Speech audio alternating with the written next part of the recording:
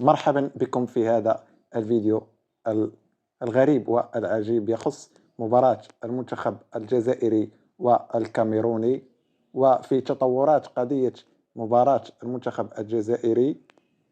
وجه اللاعب الكاميروني السابق محمد إدريسو، وفي خرجة إعلامية عبر فيديو على مواقع التواصل الاجتماعي وخصوصا تويتر، محمد إدريسو وجه انتقادات لاذعة للرئيس الاتحاد الكاميروني لكرة القدم وهو صامويل إيتو، متهما إياه باختيار قائمة نهائية للمشاركة في كأس العالم قطر 2022 بدلا من المدرب سون.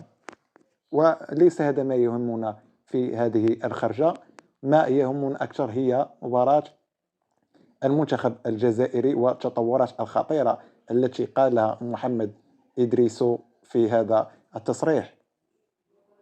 وقال إدريسو في هذا المقطع المنتشر على مواقع التواصل الاجتماعي: لولا نقاديو لما سجلنا الهدف الفوز على الجزائر ولما ذهبنا إلى كأس العالم. ثم قال بالحرف: تلك المباراة تم شراؤها. هذا هو التصريح. وأضاف نفس اللاعب محمد بعد سماع قائمة المعلنة للمنتخب الكاميروني: هل سبق، قال هو بالحرف: هل سبق لكم أن رأيتم مدربا لا يستطيع قراءة أسماء لاعبيه؟ المستحيل ليس كاميرونيا. يعني قالها باستهزاء. وفي نفس الفيديو والسياق أعلم أن المدرب توصل بالقائمة قبل قائمة المنتخب الكاميروني المشاركة في المونديال، توصل بها قبل 30 دقيقة من الإعلان عنها.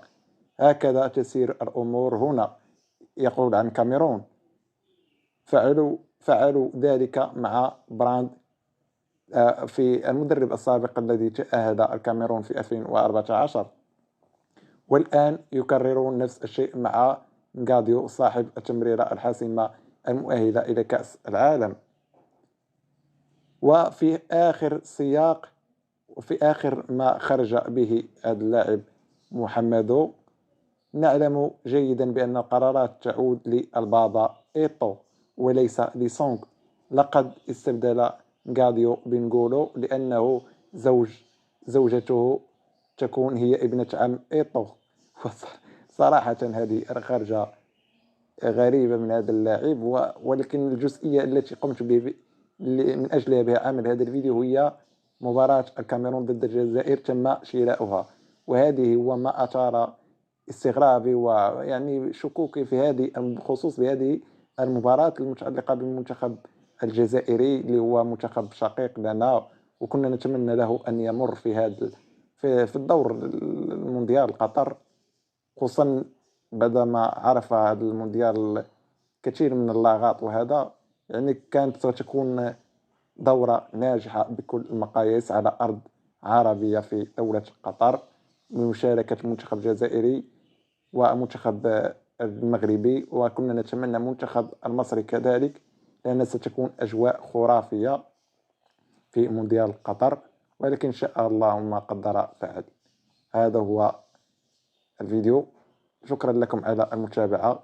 لا تنسوا الإعجاب بهذا الفيديو وكذلك مشاركة، وكذلك قول رأيكم في هذه الخرجة الإعلامية لهذا اللاعب السابق والاتهامات الخطيرة التي وجهها لرئيس الاتحاد الكاميروني صامويل إيتو، وكذلك توقيتها.